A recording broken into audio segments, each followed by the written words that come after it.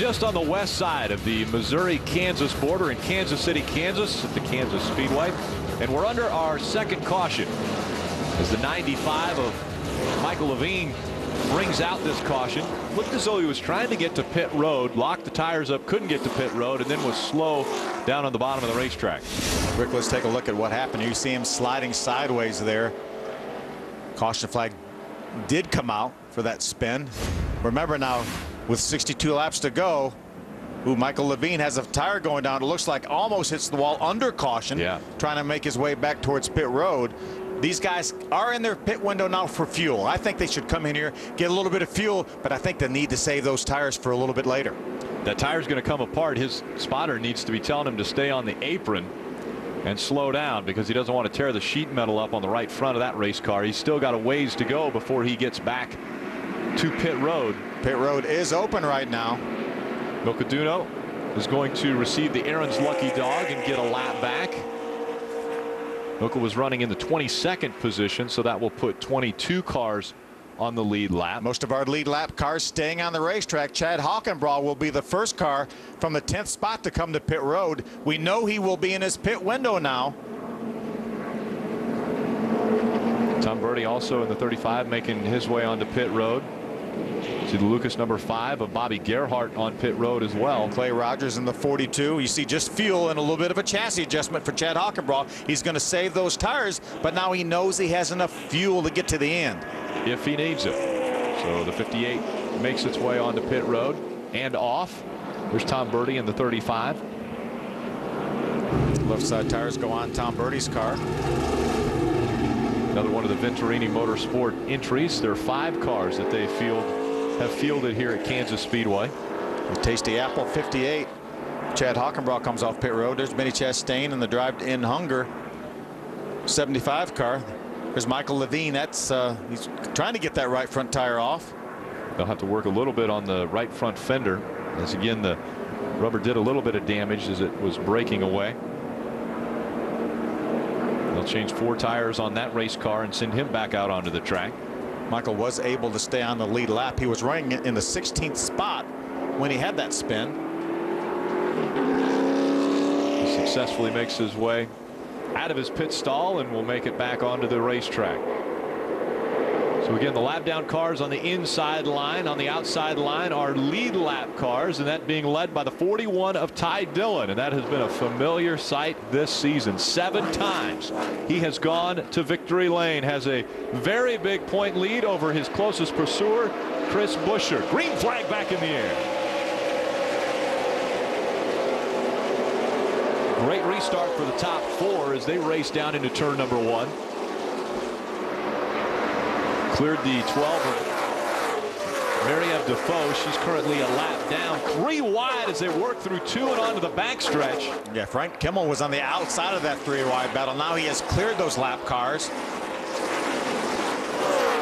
You see Frank right there in the bright yellow, number 44, Menards Ansel Ford.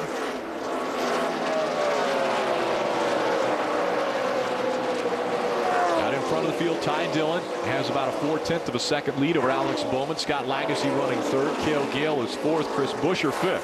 You talk about Ty Dillon winning 7 races. He's led 545 laps coming into this race tonight.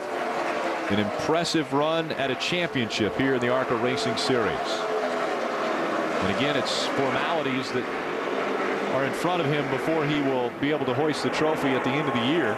And again, that race comes just over a week from now. Toledo, the final stop for the ARCA Racing Series, which will be run next Sunday.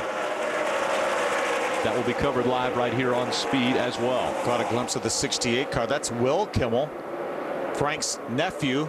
Brother Bill is Frank's crew chief. That's his son. He had a great 2nd place run last time out at Salem. Career best run at Salem, the last race for the ARCA Racing Series. And he's had a couple good finishes as of late. Before that 2nd place finish, he finished 8th at DuQuoin. So some good runs for Will Kimmel and the Kimmel family. Chris Buescher able to get by Max Gresham in the 25. Those 2 continuing to race nose to tail. It's a great battle for the 5th spot right there. Meanwhile, Ty Dillon's car is so good right after a restart. We see him running 2 or 3 tenths of a second faster than anybody else on the racetrack. That last lap, 3 tenths of a second faster than Alex Bowman, right now running second. Ty Dillon has already put almost 8 tenths of a second now between he and second place Alex Bowman.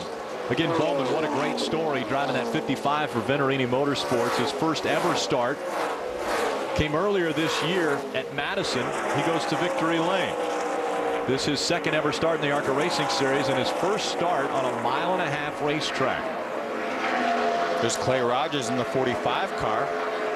Battling for that 14th spot. Yeah, that car will be at Toledo next week, driven by 3-time Camping World Truck Series champion Jack Sprague. Good to see Jack back on a race car. It will be great to see Jack Sprague back in a race car. And I know Jack's watching. He always watches and he texts us when we say something wrong. So Jack, we look forward to seeing you next week, buddy. We look forward to seeing you in Toledo, Jack. Let's go down to Ray Dunlap. Hey, Rick, let's get back up to the front and talk a little bit about our leader, Ty Dillon. The car that they're driving tonight is certainly one of the favorites. This year, Ty has used this particular race chassis to win at Michigan, Iowa, and at Pocono. But what I found interesting by talking to the crew today is the fact that they've actually used 5 different race cars to go to Victory Lane this year. That's 5 of 7 in the stable have won. So they know not only they've got a great driver who's learning a lot throughout the course of the season, but they've got some really incredible equipment. He's won with 5 different cars. That's impressive. Yeah, it's really a testament to Scott Nassett and his crew too for putting together good race cars, as well as Ty getting up on that wheel and getting it done. They have had the resources, and I think that's what a lot of the competitors have said about what the 41 has been able to do. They've given them the resources to come out here and win a championship, but you've got to have everything work together, and that has been it's been very, very good for him. Bad right now for Scott Lagasse, the 20.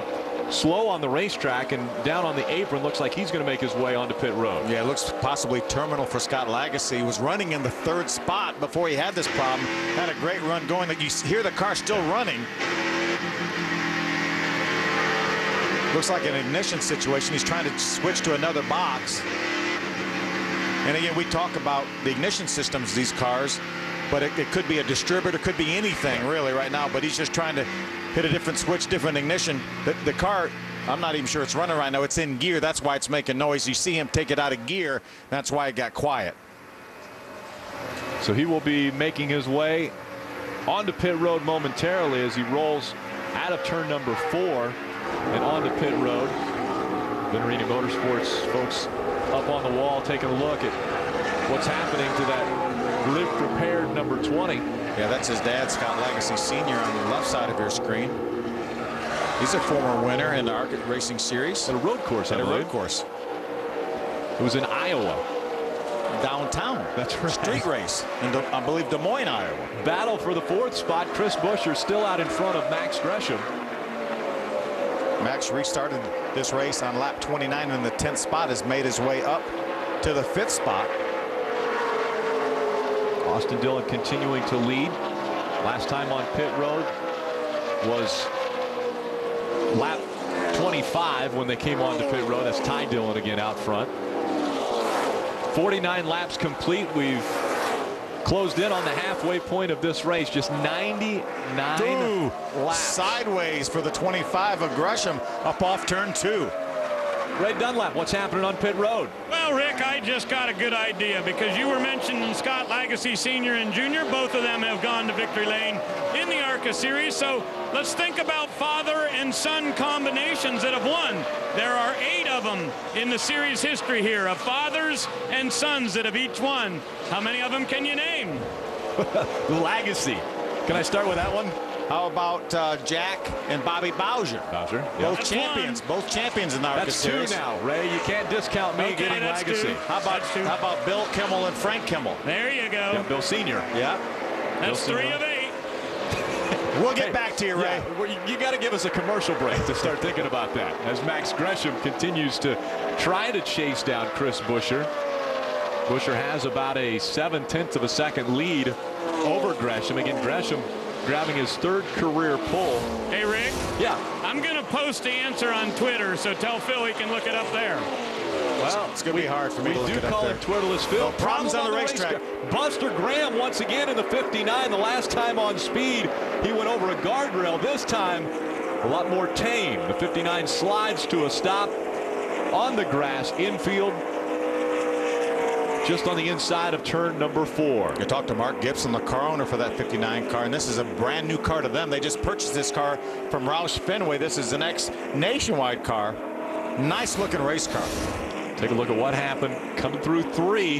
He's going around the outside of Darrell Basham. Looks like he just got in the corner a little bit too hot, got a little bit sideways on the outside of Darrell. Does a nice job keeping that car down off the racetrack. Riding along with him. That's Scott Lagasse riding along with his obviously Scott in front. Back on the racetrack now. They made repairs to his car and got him back on the racetrack. Yeah, what an amazing ride he had the last time we were on speed. Again, he's driving the 59. The contact happens in front of him. Some cars avoiding that, and he's one of them in the 59 and up and over that 3-foot high guardrail on the inside of Pocono. Hey, that thing's over 3 foot wide. I'm telling you, that was one of the most amazing things I've ever seen. A race car going sideways, and we talked to Buster after that incident, and he said, all I could see was that wall sliding up, and I thought I was going to slam right into it, and the next thing you know, there wasn't contact. And he said, well, I don't remember what happened, and then all of a sudden I was sliding through the infield. I thought he was going to jump it on the other side, jump back on towards the racetrack. So after spinning through turn number 3, the 59 makes his way onto pit road, as well as the leaders of this race. And out in front, Ty Dillon making his way to his pit stall. Before we go to him, we go to Wendy. Alex Bowman comes to a stop. It was a little bit tough on getting the fuel can in. It's going to be fuel only, a little bit of strategy stop, and no adjustments right now for the 55. Ray, what about your end? Well, Wendy, this is one of those times where you really don't want to be the leader because you're not quite sure what to do. They were thinking they don't want to put tires on right now, but Flash, the crew chief on Ty Dillon's car, said we don't want to give up all of that opportunity against the guys behind us. If we stay out, you know they'll pit, so they came for fuel only. I think it's a great call. You have to get the fuel to get in your pit window. They know that they can make the rest of the way, but I hate to put my last set of tires on with 46 laps to go. Some of the drivers did. Frank Kimmel, you just saw him leaving pit road. He was one of the drivers that did put tires on. I'd like to have fresh tires for 15, 20 laps to go. And the reason for this third caution coming out, the 59 of Buster Graham, not quite as wild a ride as he had in Pocono, but he does bring the caution flag out.